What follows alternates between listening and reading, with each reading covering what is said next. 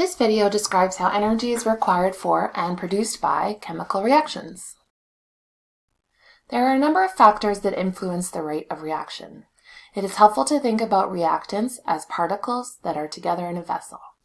Any factor that increases the number of collisions between these particles will increase the rate of reaction. Increasing temperature will speed up particles. If the particles are moving more quickly, there will be more collisions taking place between the particles.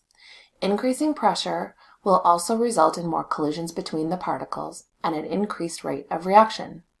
Some factors will affect the likelihood of reaction once the particles do collide.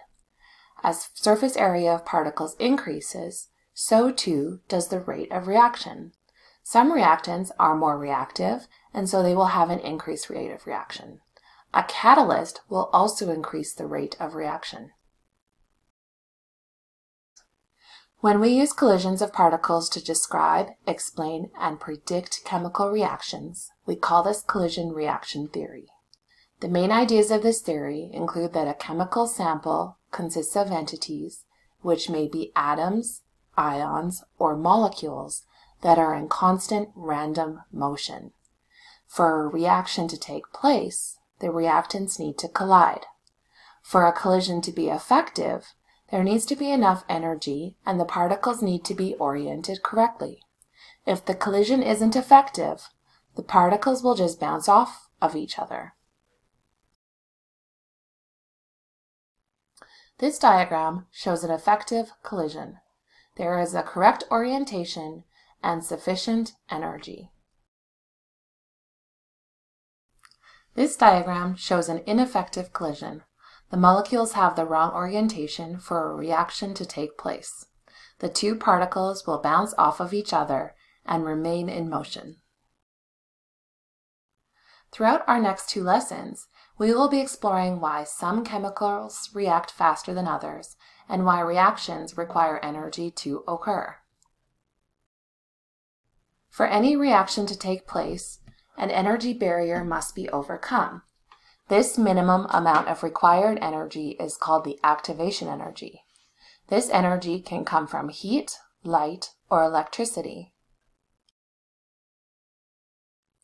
Although this reaction is exothermic, there is an amount of energy required to initiate the reaction. This is called the activation energy. This diagram shows the energy pathway for a reaction.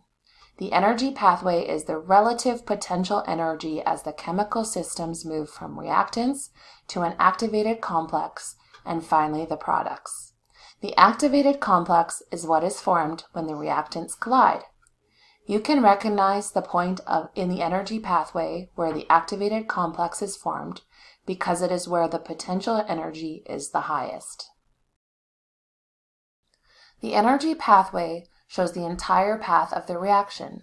The first step involves the molecules moving towards each other.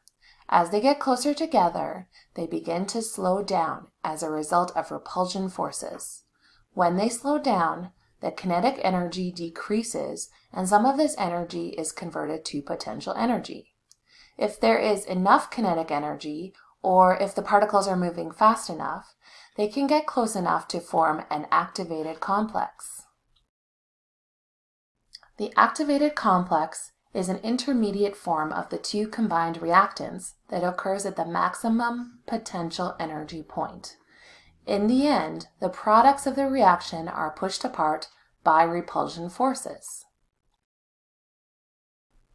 Thanks for completing your notes on these concepts. I will be checking for your understanding in class.